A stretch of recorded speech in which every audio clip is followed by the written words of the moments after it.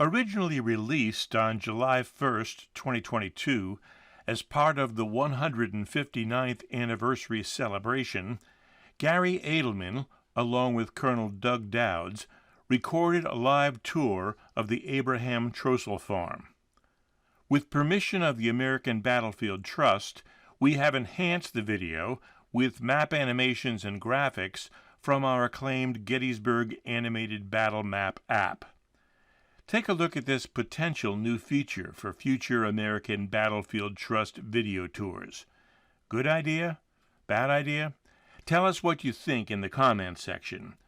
Does the map animation informatively contribute to, or just clutter up these very popular Gettysburg Battlefield Tour videos? Hey, welcome back, everybody. It's still Gettysburg 159. I'm still Gary Edelman, and you're still with the American Battlefield Trust as we go around the battlefield and drill down to sort of regiments and batteries and some of the soldiers within. I'm really excited about this one. A lot of y'all like to stop here, and I think we're going to get some new information. But before we do, let me string you along a little bit, because we're still talking here about July 2nd, 1863. And on July 2nd, you're aware that there's, letting the traffic pass, a massive attack of Hood's Confederate Division, of McLaw's Confederate Division, and of Anderson's Confederate Division, or part thereof. So you've got more than 15,000 Confederate soldiers attacking at famous places: Devil's Den, Little Round Top, Cemetery Ridge, the Peach Orchard, and elsewhere. And this one stands square in the way. We're standing at the Trostle farm. But we're looking up toward the Peach Orchard Ridge, sort of, and you can't see much from here, and neither could the gunners who are going to be here. Specifically, when the Confederates attack the Peach Orchard, after sort of Joseph Kershaw's South Carolinians go toward it, then Barksdale's Mississippians come over in this direction, roll over the Peach Orchard, and they're really starting to threaten the Union batteries. And there are several along the Wheatfield Road. Think of it as we're standing along the Trostle Lane here. The Wheatfield Road is over that hill over there, and there are a bunch of batteries on it. And to talk about those batteries and what happens afterwards, let's bring on our good friend, Doug Dowds, U.S. Army War College licensed battlefield guide, and 70 other things.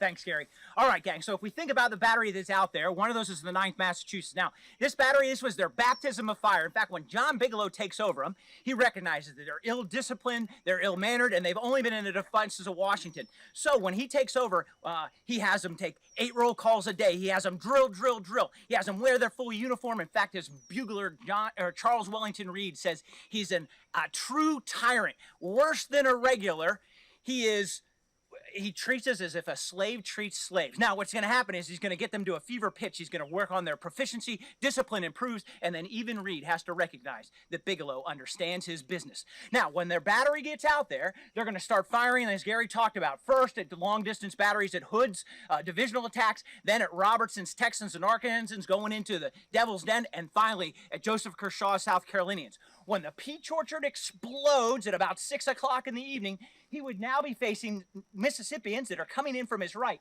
and South Carolinians that would be coming directly at him.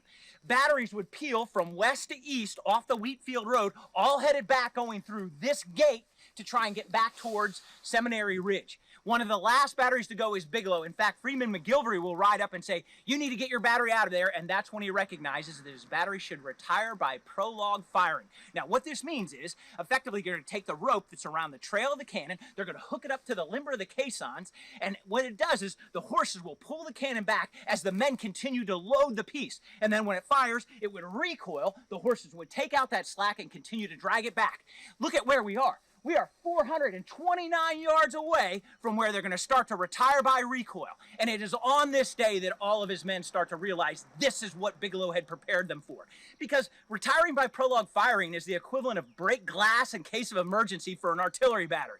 And effectively what they're going to do is mark their path going across this field with each yard that they advance to get back here. And when they get here, they're getting ready to limber up and head back when Freeman McGilvery will ride out and tell them to hold at all hazards.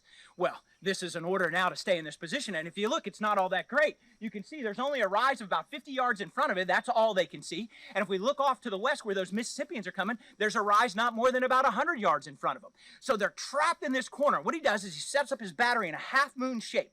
In fact, he's going to violate protocols. He's going to stack artillery rounds right next to his pieces. And what they're going to do is they're going to fire canister off to the South Carolinians that are threatening their left, and to the west of them, almost 4 of his pieces are just going to bound solid shots over this ridge line at those Mississippians, who will now be working their way around his left. In fact, things are getting tight, and each time the cannons fire, the recoil mechanism is going to send them closer and closer in together with less and less space. In fact, Bigelow says his men and horses are falling like hail. And finally, what he's going to do is try and get one of his sections out of here because they're running out of space. And of course, the first cannon to try and go through this gate is going to clip that fence. It's going to topple over, and of course, friction on a battlefield. They've just closed the one way that they have to get out of here. The second piece will now go directly over the wall. So now he only has 4 pieces left. In fact, maybe his best officer, Christopher Eriksson, a 28-year-old Norwegian cabinet maker, was wounded earlier in the day. In fact, a piece of case shot had gone through both of his lungs, and every time he spoke, he could only speak at a whisper. But the frothy blood would come out of his mouth, but he refused to leave his position. In fact, as they're sitting here, you now have Confederates moving in from the south, and we'd also have those Mississippians moving in from the west. And now Bigelow would recognize that they're getting closer and closer, and they were yelling like demons. In fact, as his men fell, finally he's going to try and give the order. Wellington Reed will ride over to Bigelow and say, "Watch out!" As 6 Confederates fire, 2 bullets would go wide, 2 would hit Charles Wellington Reed's horse, and 2 would hit Bigelow and knock him down. As Bigelow was on the ground, he'd now see Confederates with club muskets and bayonets fighting his artillerists with rammer staffs and handspikes. It will be then that he gives the order to get out of here. What Reed will do is come over and get Bigelow back up on his horse, and what he's going to try and do is ride him back up to the ridgeline. Bigelow says, "If you ride like this, you will kill me." And so finally what Wellington Reed has to do is stop, and he will start to walk his horse all the way back up to the ridgeline towards Cemetery Ridge. In fact, there'll be artillerists up there now, having used that time that this battery had bought them, saying, "Get down, get out of the way." And Reed will calmly walk him all the way back up to the ridgeline. And for those actions in 1895, he would be awarded the Medal of Honor. The butcher's bill for this operations that we just talked about buys 20 minutes at the cost of 28 casualties, 3 of 4 officers, 6 of 8 sergeants, and 19 of his enlisted men. Of course, Bigelow would survive because of the works of Charles Wellington Reed, would rejoin the battery by the fall. He would be part of the battery that would be part of the Overland Campaign in 1864. He would fight all the way into the fall of 1864 when he gets ill and he retires out of the Army. He would later go on to serve in the Massachusetts State Legislature. Charles Wellington Reed would also survive. He would become, he was already a wonderful artist, and I'm sure you've seen his work, because his work is the pictures like this of the battery going into action on July 2nd when they first go out to take up their position out on Wheatfield Road. He would later become an artist for the Boston Globe, for Battles and Leaders, for Hardtack and Coffee. But by 1864, he joins the topographical engineers and puts that artistry to work. And of course, later on in life, the one thing he would do was constantly stay in touch with his one-time tyrant and now friend, John Bigelow. Gary?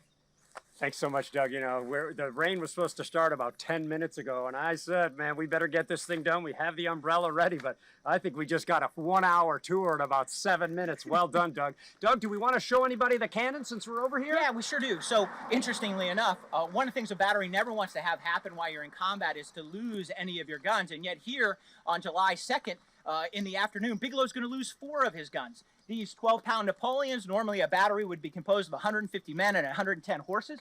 On July 2nd, Bigelow would start with 104 men and 110 horses. Of course, 88 of those horses would be shot down in this position. And most know of that relatively famous photograph taken here right after the battle, showing all of those horses that get down in this position. We're almost standing in the exact spot as we look back up the Trostle barn behind us. Of course, also with these 12-pound Napoleons, they were made for this kind of work. Yes, we have rifled cannon at this point, but these smoothbore, capable of firing canisters so effectively, were made for close-in anti-personnel work. And of course, this is exactly what they were used for. Gary? Excellent. Thanks so much, Doug. Can I borrow that picture again? Because check this out just real quick. And, you know, this is weird lamination. I've never heard such a thing. When you come out with me, my stuff is crinkly. It's hard to see, and it's just awesome. Let's walk behind the camera. This is Evan Portman behind the camera there. And let me just show you if I can get you, Evan, to come in on this and make sure there's no glare here. Of course, now that I took that. You see this rock here? It looks like a little V. There it is.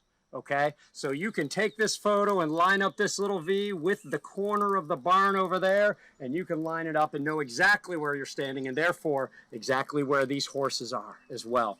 Now let me ask Doug one last question, because battlefield guides and others love to speculate on this. Oh man, it's on the back of this cannon here, and it says C-O-R-A. So let's see which camp Doug falls into. Do we not know? Is this the cannoneer's girlfriend? Is this the name of the piece? Or is it a government acronym to say that it has been retired, Doug? I go with, if it's an artillerist or soldier from any other time, it's definitely someone's girlfriend or the name of this piece that they are responsible for taking care, for literally pampering to make sure that it saves their lives on a day like July 2nd. Thanks so much, Doug. Thanks to Evan behind the camera. Thanks to Ancestry.com and Fold3 for giving us a lot of the information we're using on these videos. Thanks to the Gettysburg National Military Park, the Gettysburg Foundation, and not the least of all, Doug Dowds, our good friend and licensed battlefield guide here. Thanks for joining us, and thank you for supporting battlefield preservation and education.